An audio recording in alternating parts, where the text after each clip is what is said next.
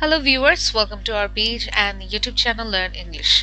So আজকের ভিডিওতে আমাদের ডিসকাশন হচ্ছে Cambridge practice test 3 reading test 1 নিয়ে এবং আপনাদেরকে দেখাবো যে আপনারা কতটা ইজিলি এই যে প্র্যাকটিস টেস্টগুলো যে থাকে সলিউশন করতে পারবেন এন্ড সলিউশনটা ইজি যদি আপনি টেকনিক্সগুলো জানেন কোথায় কোন টেকনিক্স অ্যাপ্লাই করতে হবে। So let's start. Let's start solving the passage.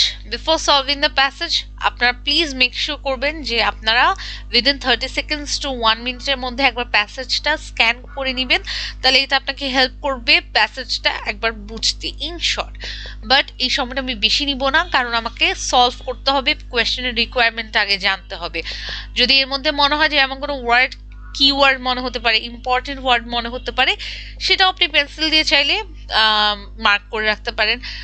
আর যদি আমার মতো এরকম পিডিএফ বা কম্পিউটারে করেন তাহলে দরকার নাই, জাস্ট একবার স্ক্যান বানিয়ে হালকা করে পড়ে নেবেন। ওকে, সো কোয়েশ্চেন 1 to 4 দেওয়া এখানে দেখেন, এখানে paragraph B C D E দেওয়া। আমাদের যে প্যাসেজটা ছিল সেটা কিন্তু প্যারা প্যারা আকারে দেওয়া, যে বিভিন্ন para A B C D E F করে ক্লাসিফাই করা আছে। এখন আমার কোয়েশ্চেনের রিকোয়ারমেন্টটা হচ্ছে যে এক এক প্যারার, তো প্যারাগুলো তো হিউজ, এই প্যারার মিনিংটা কোন হেডিং, এই যে এখানে যে 9টা হেডিং দেওয়া আছে, কোন হেডিং বা শিরোনামের সাথে পারফেক্টলি ম্যাচ হয় সেটাই আমাকে খুঁজে বের করতে হবে। সো এখানে আমার পুরো প্যাসেজটা আলটিমেটলি পড়া লাগছে, আমাকে শুধু বি সি ডি ই এই 4টা প্যাসেজের 4টা প্যারা পড়লেই হয়ে যাবে। আগে আমি পড়বো হচ্ছে শুধু প্যারাগ্রাফ বি, কারণ একসাথে পড়লে it would be a mess. So আগে বিটা পড়ি, দেন আমরা ফাইন্ড আউট করব সিটা। ওকে, সো বিতে বলেছে an intellectual breakthrough, brilliant though it maybe, does not automatically ensure that the transition is made from theory to practice, despite the fact that rockets had been used sporadically for several hundred years. They remained a relatively minor artifact of civilization until the 20th century.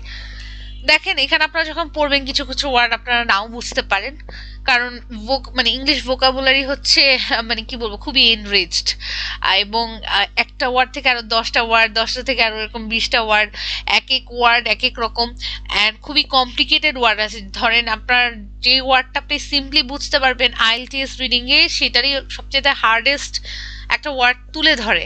So এটাতে ভয় পাবার কিছু নাই। আমি আপনাকে বলবো যদি আপনি কোনো ওয়ার্ড না বুঝেন, অন দ্যাট কেস আপনি পুরো সেন্টেন্সটাকে পড়বেন।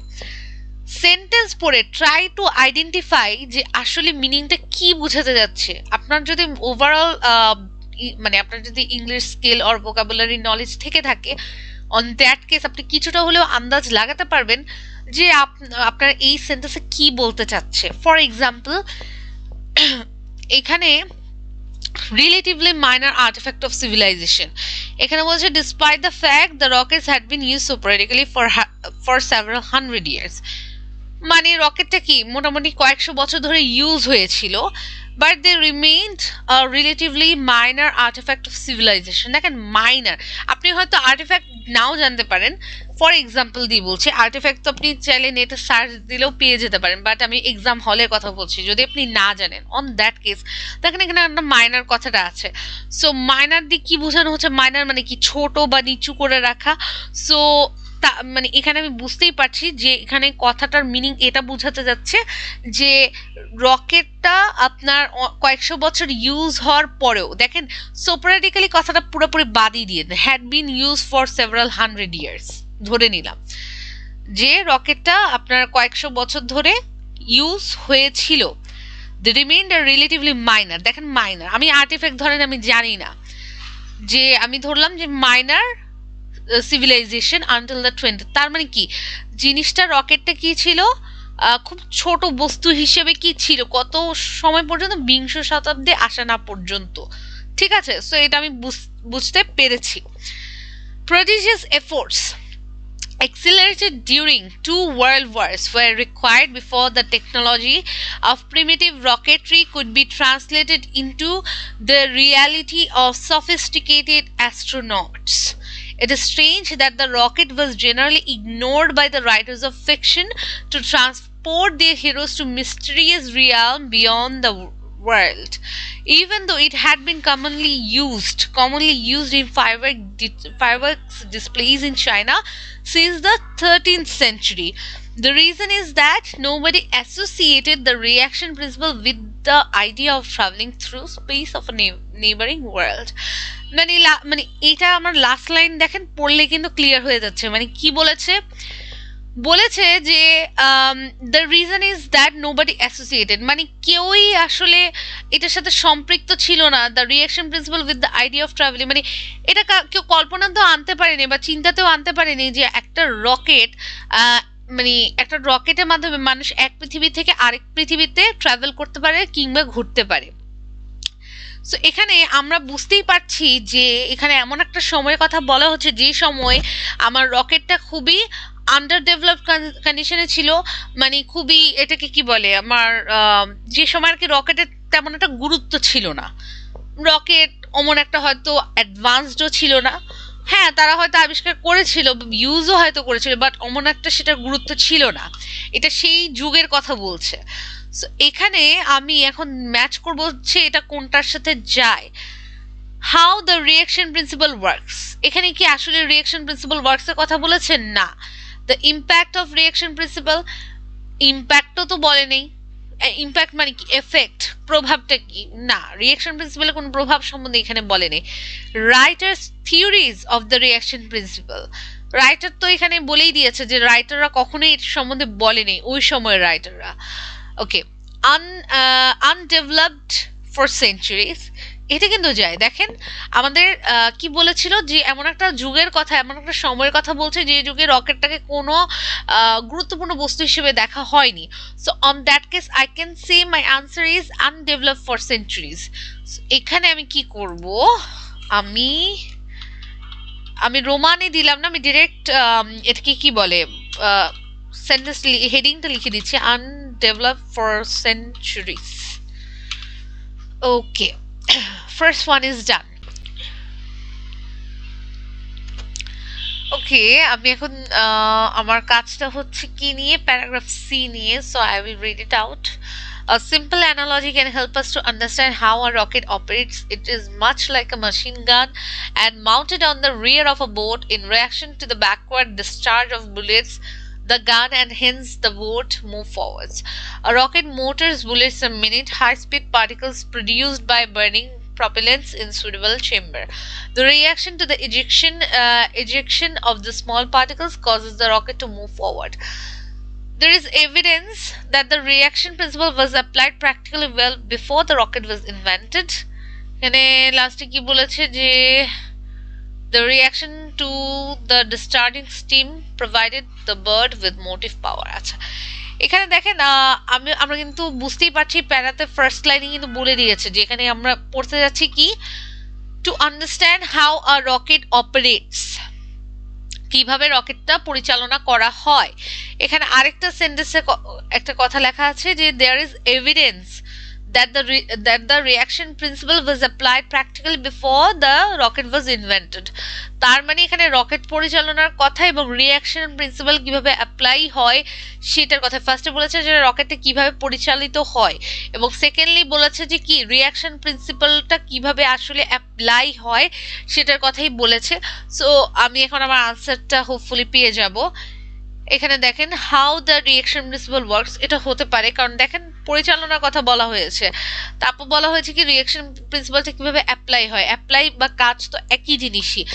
আরেকটা জিনিস বলবো, লিস্ট অফ হেডিংস এর ক্ষেত্রে আপনি মাইনাস করতে পারেন। মাইনাসটা কি, ধরেন আপনি এখানে তো অনেকগুলো আপনার মানে আনসারের থেকে আপনার অপশনস বেশি, সো আপনি মাইনাস করতে থাকেন। এখানে দেখেন the impact of reaction principle, reaction প্রিন্সিপালের প্রভাব কি প্যারাগ্রাফ সিতে কি বলা হয়েছে? না। Writer's theories of the reaction principle, এটা কি বলা হয়েছে? না, মাইনাস করেন। আনডেভেলপড, এটা আমি অলরেডি ইউজ করেছি, এটার মিনিং ছিল বিতে, পেয়ে গেছে, সো এটাও বাদ। দ্য ফার্স্ট রকেটের কথা তো বলেনি কারণ বলেই দিয়েছে যে রকেট কিভাবে পরিচালিত হয় বা হচ্ছে, রিঅ্যাকশন প্রিন্সিপাল কিভাবে পরিচালিত হয় হচ্ছে। ওকে, রকেটস ফর মিলিটারি ইউজের কথা কোথাও বলে নেই, ডেভেলপমেন্ট অফ ফায়ার আগুনের কথা তো টোটালি বলে নেই, আর হোয়াটস নেক্সট এটা তো আসছেই না। So I can say my answer is how the reaction principle works, how the reaction principles work, how the reaction principle works. Done. Okay, এখন আমি প্যারাগ্রাফ ডিটা পড়বো। Okay, the invention of rocket is linked inextricably with the invention of black powder. Most historians of technology credit the Chinese with its discovery. The base their belief on studies. আচ্ছা, এখানে আমি একটু in শর্টে পড়ছি কারণ it's a huge.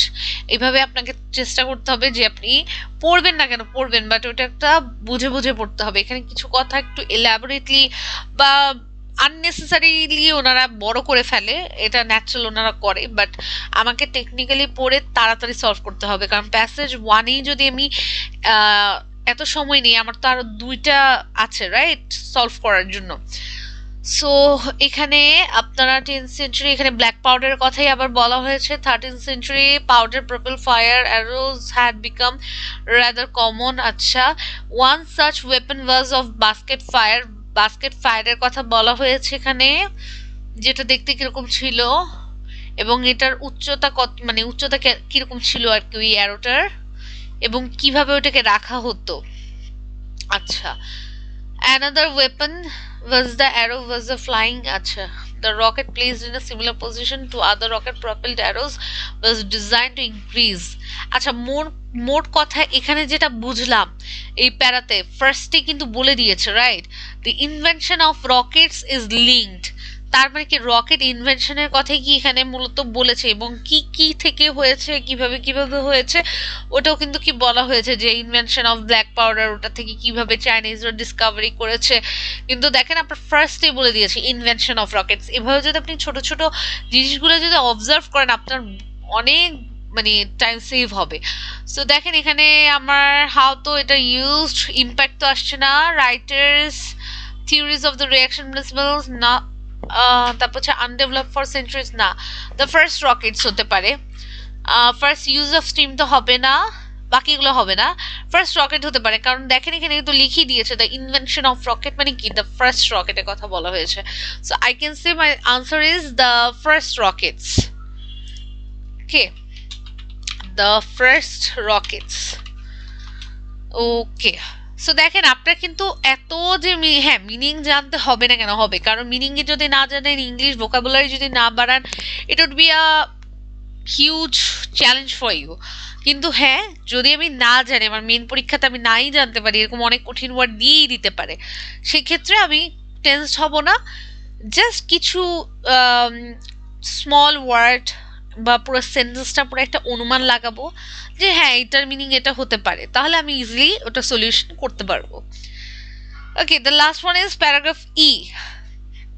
এটা কি বলেছে এখন দেখেন আমার কি কি বাকি আছে, ইম্প্যাক্ট বাকি আছে, রাইটার্স থিওরিজ আছে, first rocket, the first use of steam Rockets for military use, development of fire. কেন পড়ে নিলাম, কারণ এগুলারই মধ্যে যে কোনো একটা আমার মাথায় কাজ করবে এবং এই প্যারাগ্রাফ পড়ার সাথে সাথে কি ওইটার আনসারটা আমি পেয়ে যাব। ওকে, it was not until the 18th century that Europe became seriously interested in possibilities of using the rocket itself as a weapon of war and not just, তার মানে কি এটা মানে এই প্যারাটা যেটা নিয়ে হবে দেখেন ফার্স্ট, কারণ কি যখনই প্যারা প্যারা আকারে ভাগ করা হয় না তখন আপনার স্পেসিফিক ওই জিনিসটা নিয়ে কথা বলে। তো এখানে দেখেন ফার্স্ট সেন্টেন্সটা কি নিয়ে বলেছে, যে it was used as a weapon of war, তার মানে পুরা যে আমার যে এটা কি বলে আমার যে পুরা প্যাসেজটা এটা ওইটা নিয়ে থাকবে যে কিভাবে রকেটটাকে কি যুদ্ধে অস্ত্র হিসেবে ব্যবহার করত। আমরা একটু ভেঙে ভেঙেই পড়ছি, পুরাটা পড়ছি না। The incentive for more aggressive use of rockets came not from within the Europe continent but far away from India, whose leader had built up a corps of rocketeers and used rockets successfully against the British in the last 18th century. The Indian rockets used against the British were described by a British captain serving in India as an iron envelope about 200 millimeters. আচ্ছা এটা গেলাম না, এটা হচ্ছে details লেখা কিরকম দেখতে ছিল। Okay, in early 19th century, British began to experiment the incendiary barrage rockets. তার মানে এটার পর আমি যেটা বুঝলাম, এটা আপনার ওয়ার মানে যুদ্ধে কিভাবে এই রকেটটাকে ইউজ করা হতো সেটাই বলেছে। তার মানে কি যুদ্ধে ইউজ করা, এখানে যুদ্ধে যে থাকবে না, কারণ দেখেন এখানে যতগুলো আছে, যেমন আনডেভেলপ ফর সেঞ্চুরিজ যখন ছিল, আসলে কি আনডেভেলপ সেঞ্চুরিজের কথা কি ডিরেক্টলি প্যাসেজে লেখা ছিল কি? না, লেখা ছিল না। তেমনি এটাও। সো আমি বেস যেটা যায় সেটার সাথে মিলাবো। তো এখানে আমি যখন পড়েছিলাম রকেটস ফর মিলিটারি ইউজ, এটা কিন্তু বেস যায়। কারণ কি ওদের দেশে ব্রিটিশ মিলিটারি ইন্ডিয়ানদের আগেনস্টে ব্যবহার করতো, ইন্ডিয়ান মিলিটারি কি ব্রিটিশদের আগেনস্টে ব্যবহার করতো। তার মানে কি রকেটস ফর মিলিটারি ইউজটা কি আনসারটা হতে পারে। সো এখানে আমার আনসারটা আমি পেয়ে গেছি, এটা হচ্ছে Rockets for military use. Rockets for military use.